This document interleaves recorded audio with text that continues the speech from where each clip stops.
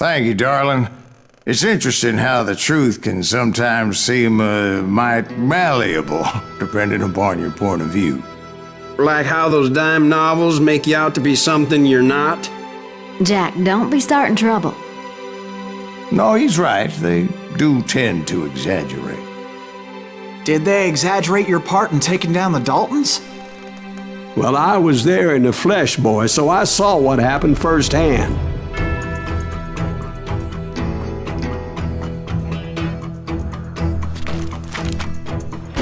Those Daltons were lawmen once, before they all went bad, robbing banks and trains clear across the territory.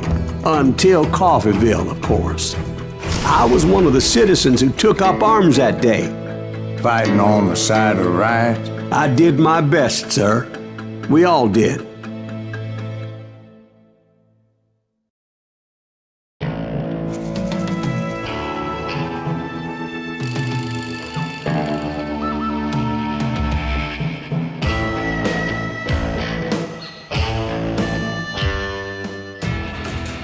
It was early morning. One of my friends was a local gunsmith, and he handed out firearms to anybody who'd take one. You see, the Daltons got it in their heads to rob 2 banks at the same time. 2 banks on the same damn street. The story was Bob Dalton's girl was always writing him about how he had no ambition. Oh, you're nobody next to Jesse James, she'd say. Finally, the bastard took his brothers to Coffeeville just to shut her up. Well, the locals recognized the Daltons right off. Before they could get away, half the town took up arms to defend their property.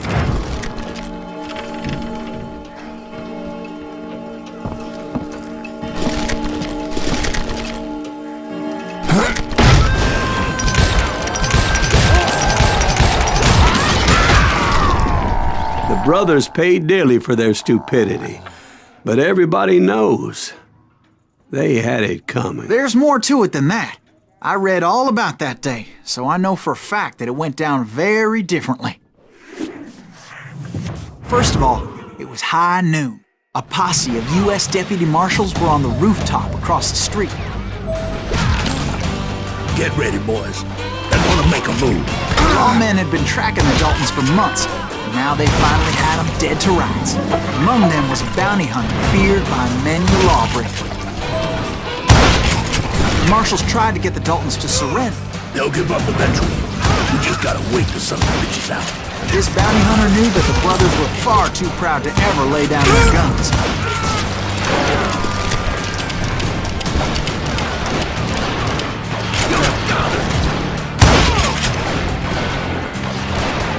He went in there alone to confront those criminals. One of the marshals shouted, "Where are you going? Are you crazy?" Hey, where do you think you're going, dumbass? That rifle's mine. But he paid him no mind. He saw a way to get around to the back of the bank. Then he figured out how to hit the Daltons from a direction they weren't expecting.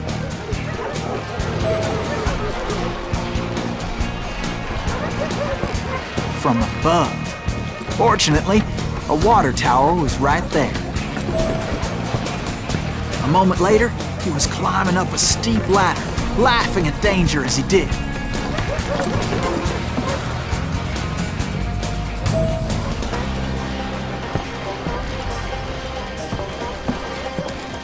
It was brave men like him who risked their lives to tame this wild country.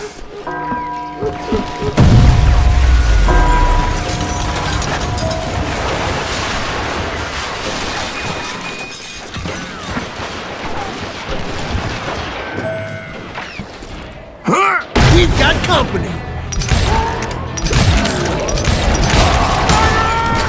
Heroic men like him, who did what other men couldn't or wouldn't to make this country free. Like Jim Bowie and Davy Crockett, who died defending the Alamo. Is that Silas Greaves? Son of a bitch!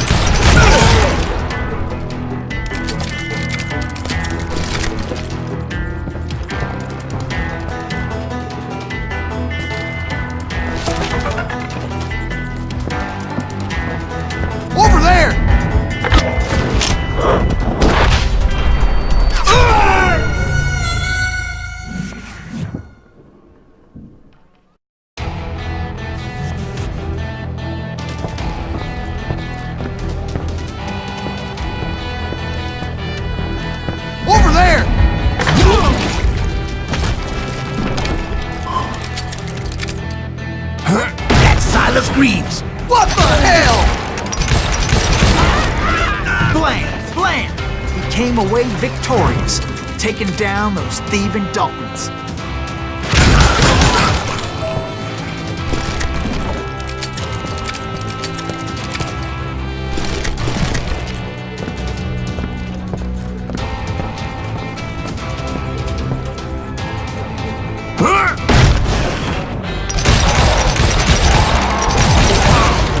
His name is Silas Greaves, and when the dust finally settled, he was the last man standing. Sorry, kid, but that just wasn't the way it happened.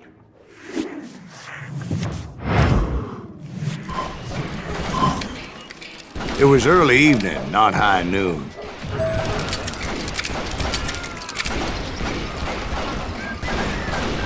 I was late to the party and Coffeyville was already up in arms. The Daltons blew up a safe and were all set to hightail it out of there. Those pathetic deputies surrounding the bank were dropping like flies.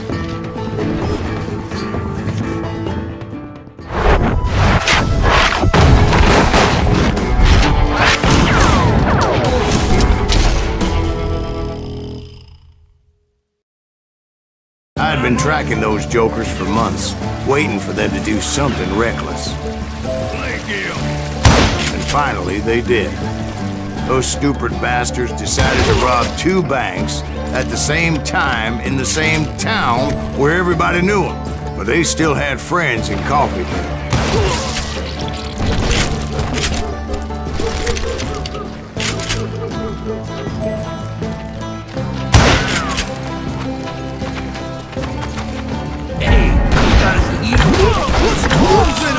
Those friends came after me like a pack of wild dogs, tooth and nail. They were coming at me from all directions. I caught sight of the Daltons running with the money and didn't want to lose them. Problem was, they knew the town better than I did. And to top it off, I found myself in the middle of another shootout entirely. Did the Daltons hole up in somebody's house?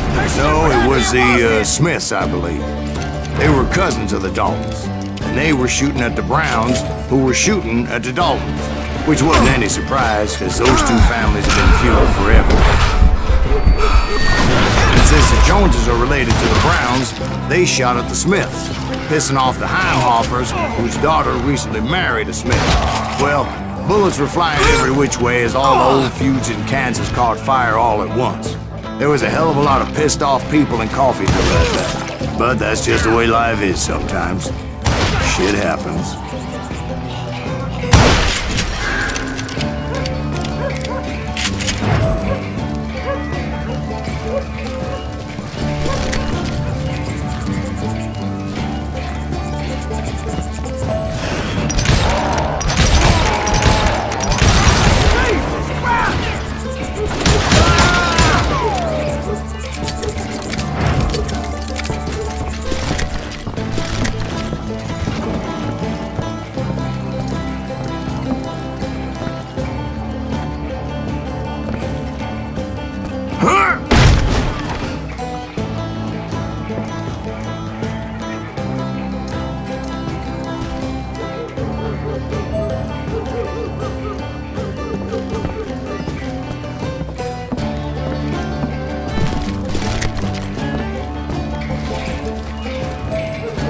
The Dalton boys knew I would never give up.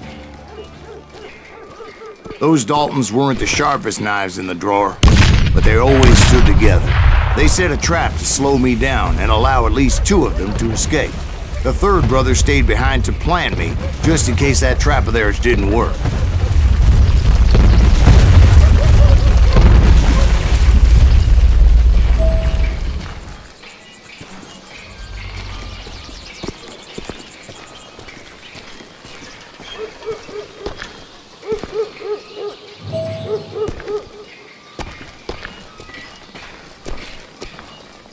It was Emmett, the youngest, and he decided to stand his ground and face me down. I ain't afraid of you, Silas Greaves. This is where it ends for you. He was determined to protect his brothers. I understood how he felt. Taking me on all by his lonesome wasn't exactly a recipe for a long life.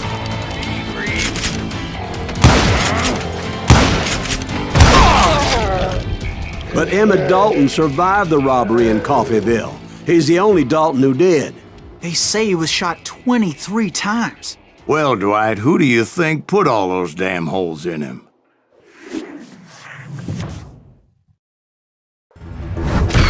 But I have to admit, that boy had grit.